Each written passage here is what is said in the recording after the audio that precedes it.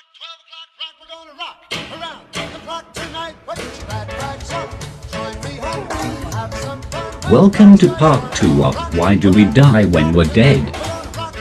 In the years following the discovery of death, not much was done to question it. Literally no one did for nearly 2,400 years.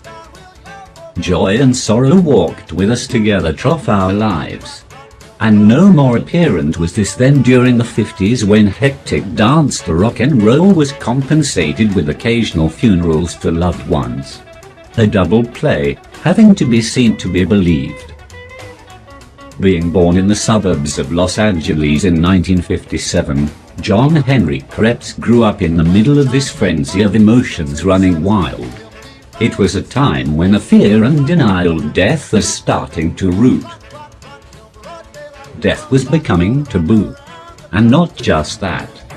People stopped questioning death, and with it the question, why do we die when we're dead? Or do we?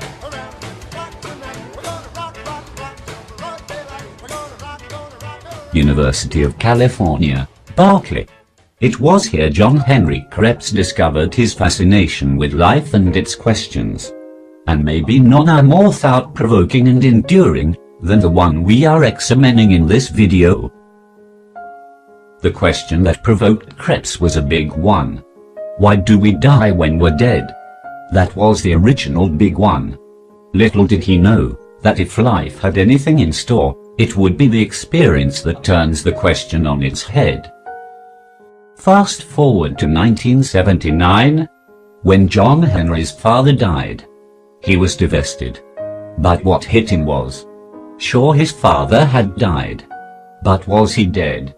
The mind. Did it die with the body? From there on out the question was no longer, why do we die when we're dead, but are we dead when we had died? This changed everything. Can we survive our body giving up? Is there something more than what we know? Craepps quickly developed an hypothesis. The mind is its own vehicle, but it needs a body to be seen and able to communicate. A person maybe is not dead, but severely handicapped, blind, deaf, and without a body to feel. The mind is just afloat with no way of communication. What this means is that a close person that is dead might be right beside you, but you would not know it, and neither would he/she because of the lack of a body. The hypothesis made a big impact when it was published in 1985, and it remains one of John-HenryCraepps' crowning achievements to this day, even though it is not as well known among ordinary people as it was 30 years ago. With his company Biological Knowledge, Professor John-HenryCraepps continues pushing the envelope for knowledge. And it remains one of John-HenryCraepps' crowning achievements to this day, even though it is not as well known among ordinary people as it was 30 years ago. With his company Biological Knowledge, Professor John-HenryCraepps continues pushing the envelope for knowledge. And he is continually improving his hypothesis to this day. Thank you for watching. If you enjoyed this documentary, please subscribe.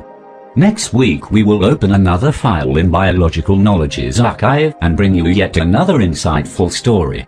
I am John Scotthill. Thank you for your interest.